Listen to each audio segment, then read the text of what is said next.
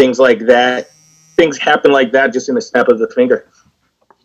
Well, you just you kind of know that this kind of stuff is going to happen this year, so you just adapt accordingly. So, rather than fly to Phoenix tonight, we'll fly home. We'll take tomorrow off, and then get 2 good days of practice in before we play the Lakers on Monday. So, pretty easy way to adapt and move on to the next game.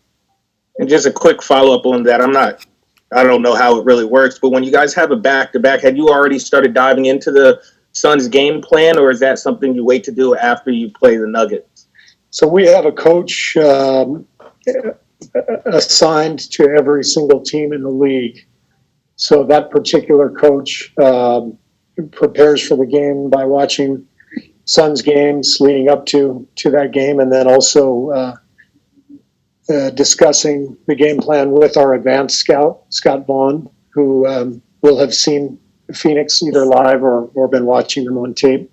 Normally live, but with the pandemic, obviously everything's different this year.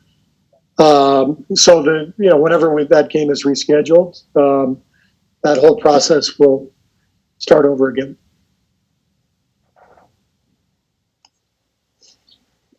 Steve, with the tightened restrictions because of the pandemic, kind of going back to that, it sounds like your pregame meetings are shortened now. Does that negatively impact what you guys can do? I mean, how much game planning at that point were you even really doing? Well, the game plan is something that we've already gone through. We had a shoot around this morning here in Denver, so we talked about the game plan and matchups and everything else. If we had not had a shoot around, we would have had, a meeting at the hotel under normal circumstances.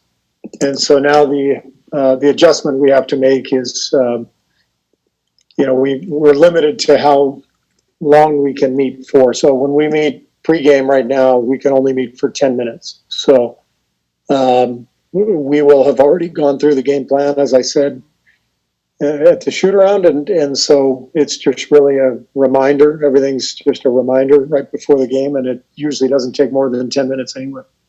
Are you implementing like Zoom calls like this at all within just like internally with your team because what you can do in person is limited? Have you replaced some of that in-person time with virtual time like this? No, because we're still gathering every day as a team, to play games and to have practices. So we haven't had to do that yet. I suppose that's something we could get to eventually if we had to. Thank you. Steve, assuming you guys are in the gym on Saturday and Sunday, what would back-to-back practice days mean at this stage of the season? Actually, I'm really excited about it, Monty. I mean, I would have preferred to play the game and knock it out. But we haven't had 2 straight days of practice in a long time, probably since training camp, and we didn't have our 2 guys on our front line in training camp at all. So this should be a good stretch for us. We'd love to put out a good effort tonight, play well, keep improving, and take tomorrow off, get rested up, and then have a couple of great practices. We should be able to